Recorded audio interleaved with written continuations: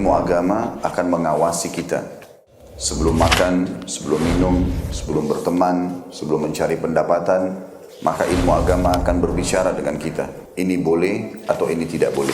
Oleh karena itu, ulama mengatakan kita lebih butuh terhadap ilmu agama ini daripada makanan pada saat sangat lapar, air pada saat sangat dahaga, dan juga tempat tidur pada saat kita sangat capek.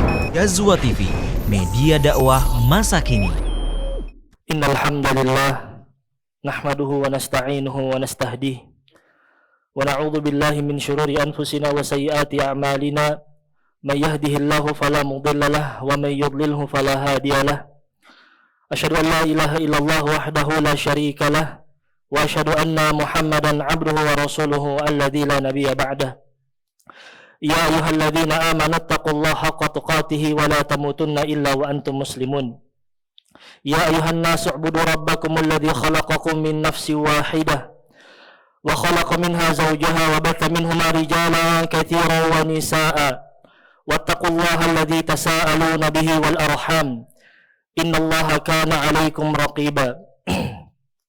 Fa inna asdaqal hadithi kitabullah wa khairul huda huda Muhammadin sallallahu alaihi wasallam wa syarrul umuri muhdatsatuha wa kullu muhdatsatin fid din bid'ah wa kullu bid'atin dhalalah wa kullu dhalalatin finnar. Amma ba'd.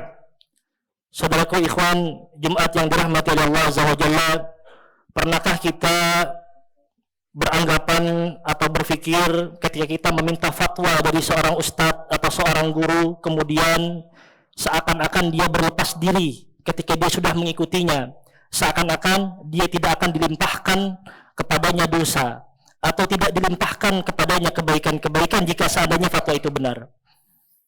Marilah kita mendengarkan dari firman-firman Allah Subhanahu wa taala yang Allah Subhanahu wa taala informasikan kepada kita.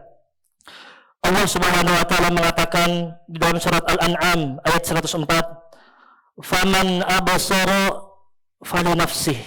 Barang siapa yang dia melihat dalil-dalil atau argumen-argumen kebaikan-kebaikan tersebut, kemudian dia amalkan, sejatinya itu akan kembali kepada sendiri dirinya. Dan dalam firman yang lain Allah mengatakan dalam surat Al-Fusilat, "Man 'amila salihan falinafsih." Barang siapa yang dia melaksanakan atau mengerjakan amal saleh yang sesuai dengan tuntunan Al-Quran dan Sunnah, maka sejatinya dia akan kembali kepada sendiri kepada dirinya. Dan dalam firman yang lain Allah mengatakan dalam surat An-Naml ayat 40, "Wa man syakara fa innama yashkuru li nafsih." Barang siapa yang dia berterima kasih kepada Allah Subhanahu wa taala, maka sejatinya terima kasih itu kembali kepada dirinya sendiri, bukan kepada Allah dan juga kepada yang lainnya.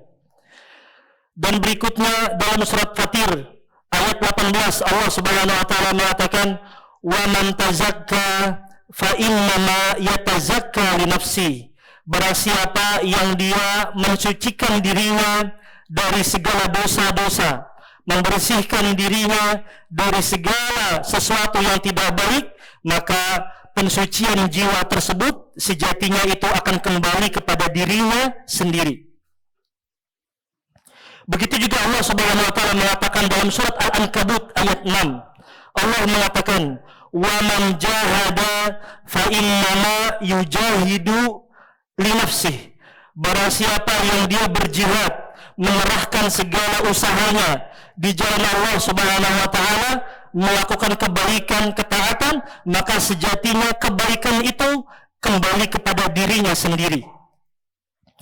Begitu juga Allah Subhanahu wa taala mengatakan di dalam surat Al-Isra ayat 15, "Man ihtada fa innama yahtadi li nafsihi." Barang siapa yang dia mengikuti Nabi Muhammad SAW dan Allah dan Rasulnya sesuai dengan ajarannya, fa innama yahtadi li nafsihi, maka sejatinya kebaikan itu akan kembali kepada dirinya sendiri. Adapun yang sebaliknya, Allah Subhanahu wa taala mengatakan dalam surat Muhammad ayat 34, "Wa man yabkhul fa innama yabkhulu an nafsihi." barang siapa yang dia pelit, cedit, maka sejatinya pelitnya itu akan kembali kepada dirinya sendiri, bukan kepada yang lainnya. Dan dalam firman-Nya lain Allah mengatakan dalam surat Al-Fat, "Faman nakatha fa innama yankuzu ala nafsih."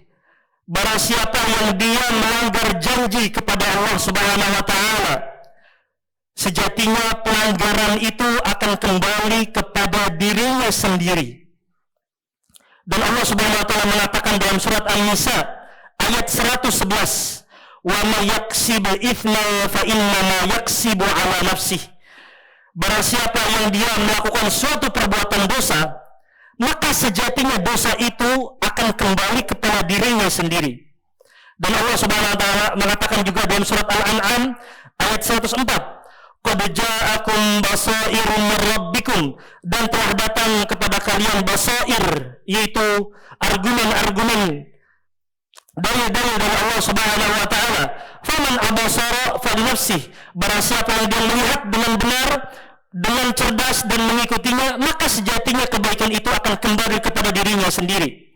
"Wa man 'amiya fa'alaiha," dan barang siapa yang dia buta atau pura-pura buta, tidak mau mengikutinya, maka sejatinya keburukan itu akan kembali kepada dirinya sendiri. Ikhwatul iman yang dirahmati Allah Azza wa Jalla, dari 10 ayat yang tadi dibacakan dari Al-Quran, kita melihat, menyimpulkan bahwasanya dengan tegas semua amal baik dan amal buruk yang dilakukan oleh manusia adalah pilihan-pilihan hidup yang diambil oleh manusia, dan itu semua yang dia pilih akan kembali kepada dirinya sendiri. Oleh karena itu, wajib bagi kita untuk menyelamatkan diri kita sendiri. Keselamatan itu adalah proyek pribadi. Seseorang tidak boleh mengandalkan kepada orang lain. Seseorang tidak bisa dia menjadikan kambing hitam orang lain disebabkan atau dengan perkataan, "Ya Allah," ketika dia di sidang, "Ya Allah, sesungguhnya aku ini seperti ini disebabkan karena si fulan. Aku ini disebabkan karena tidak digandeng, tidak dinasihati karena si fulan." Maka ikhwatul iman, semua alasan ini itu tidak bisa dijadikan hujjah dan alasan di hadapan Allah Subhanahu wa taala. Semuanya akan diminta pertanggungjawaban di hadapan Allah sendiri-sendiri. Oleh karena itu, Allah Subhanahu wa taala sampaikan ketika seseorang akan dibangkitkan dari alam kuburnya menuju pada mahsyar, Allah mengatakan di dalam surat Al-Abasa, "Yauma yafirrul mar'u min akhih." Pada saat itu dia akan lari dari saudara kandungnya sendiri-sendiri. Wa ummihi wa abi, dan dia akan lari dari ibunya dan bapaknya sendiri-sendiri. Wa sahibatihi wa bani, dan dia akan lari dari istrinya, pasangannya, dan dia akan sendiri-sendiri. Likulli imri'in minhum yawma idzin sya'nun yughni. Kenapa demikian? Karena mereka mempunyai urusan kesibukan sendiri-sendiri. Maka ikhwatul iman yang dirahmati Allah Subhanahu wa taala, semua orang yang sibuk, kita semua ini akan diminta pertanggungjawaban di hadapan Allah Subhanahu wa taala atas perbuatan-perbuatannya dengan sendiri-sendiri. Bahkan Rasulullah sallallahu alaihi wasallam pernah memberikan pesan kepada kita dalam hadis yang diriwayatkan oleh Imam Al-Bukhari dan Muslim. Rasulullah SAW mengatakan, "Ma minkum min ahadin illa sayukallimuhu rabbuhu laisa bainahu wa bainahu turjuman." Nanti seseorang akan berbicara dengan Allah Subhanahu wa taala sendiri-sendiri tanpa terjemahan, tanpa penerjemah. Kemudian disebutkan dalam hadis tersebut, "Fayanzuru ayman minhu fala yara illa ma qaddama." Kemudian orang tersebut ketika dihadirkan sendiri, dia menengok ke kanan. Ternyata ketika dia menengok ke kanan, tidak ada yang dia lihat kecuali amalan yang dia pernah lakukan di dunianya. dan dia lakukan, diminta pertanggungjawaban di hadapan Allah Subhanahu wa taala. Kemudian wayanzuru ash'ama minhu fala yara illa ma qaddama. Kemudian dia menoleh ke sebelah kirinya. Ketika dia menoleh ke sebelah kirinya dan dia tidak dapatkan apa-apa illa ma qaddama, kecuali apa yang ia pernah kerjakan di dunianya, yaitu amal-amalnya. Wa yanzuru baina yadayhi fala yara illa an-nar. Ketika dia melihat di hadapannya, menoleh ke depan, ternyata ketika di hadapan itu adalah api neraka. Kemudian Rasulullah SAW mengatakan, fattaqun nar, bertakwalah kalian kepada api neraka. Maka ikhwatul iman yang dirahmati oleh Allah Subhanahu wa taala, dalam hadis tersebut menginformasikan kita bahwasannya nanti masing-masing kita akan berdiri di hadapan Allah Subhanahu wa taala sendiri-sendiri. Oleh karena itu, tidaklah benar anggapan yang beredar di sebagian kalangan yang mengatakan bahwasannya nanti dosa kita akan ditanggung si fulan, nanti kita akan dibantu. Dari mana ucapan ini?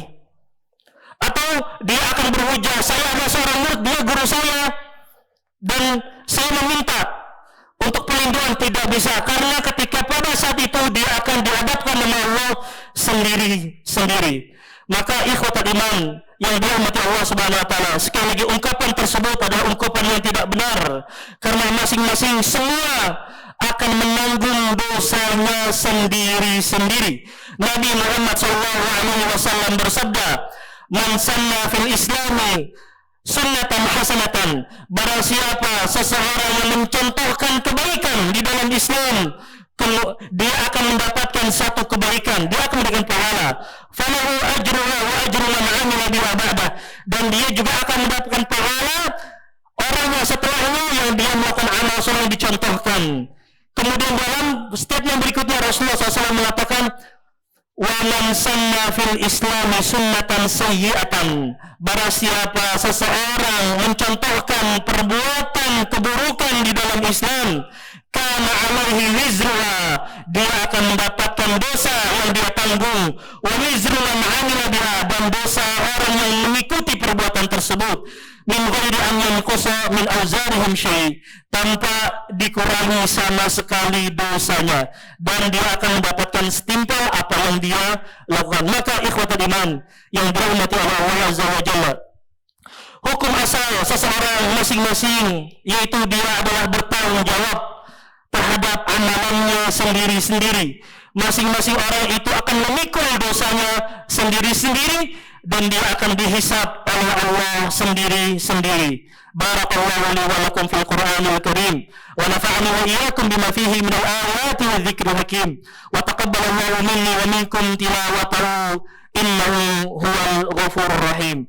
Innal hamdalillah nahmaduhu wa nasta'inuhu wa nasta'hdih wa na'udzu billahi min shururi anfusina wa sayyiati a'malina.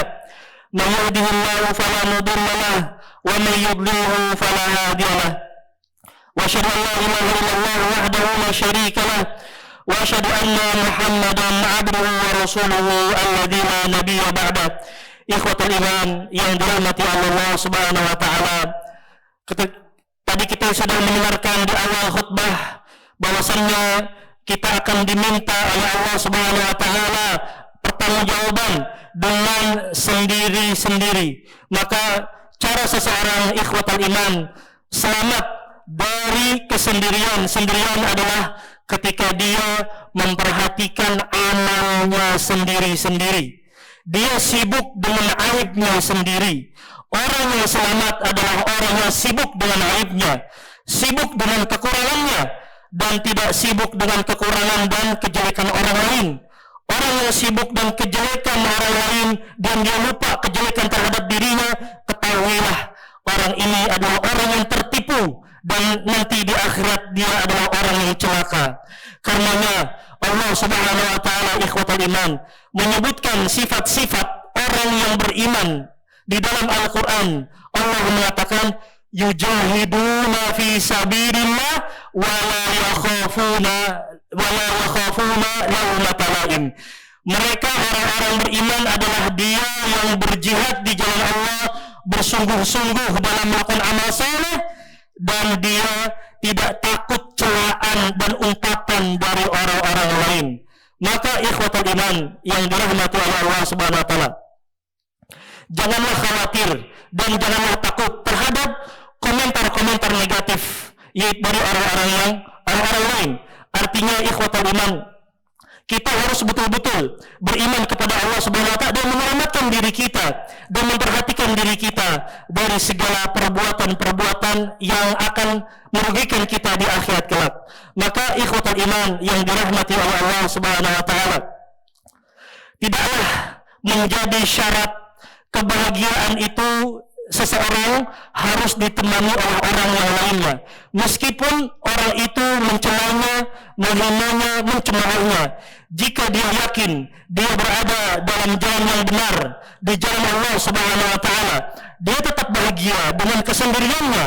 Adapun orang yang menggantungkan kebahagiaannya bersama orang lain, dia menyandarkan kepada orang lain, ini sangatlah berbahaya, karena boleh jadi nanti teman tersebut atau guru tersebut atau orang lain tersebut itu bisa jadi akan mengantarkan kepada kecelakaan, bahkan kekafiran.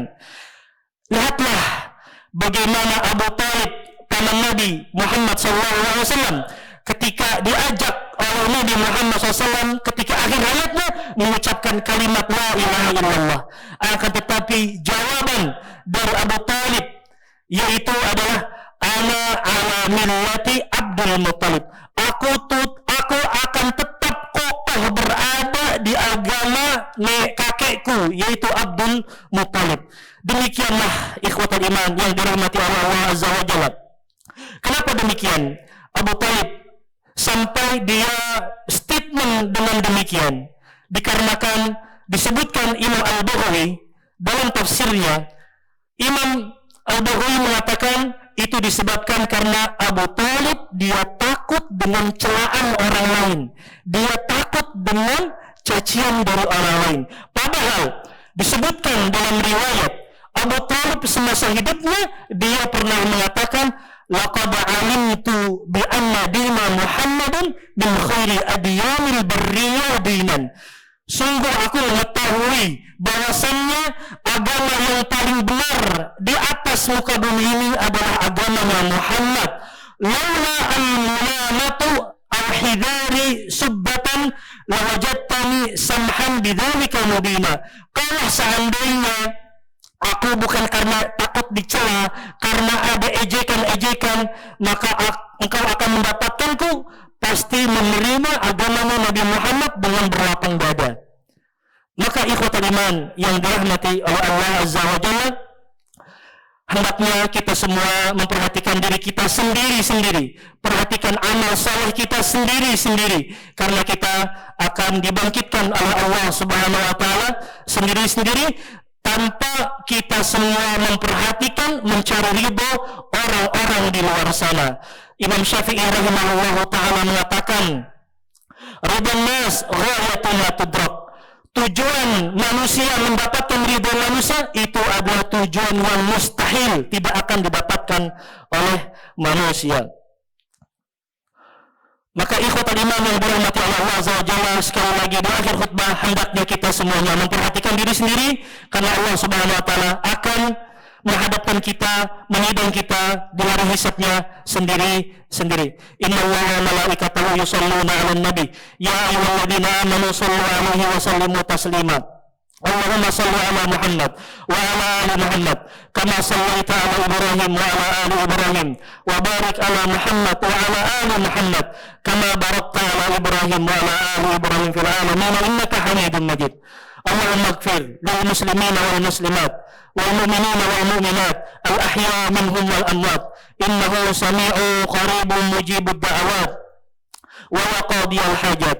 اللهم آت نفوسنا تقواها وزكها أنت خير من زكاها أنت وليها ومولاها. ربنا آتنا في الدنيا حسنة وفي الآخرة حسنة وقنا عذاب النار.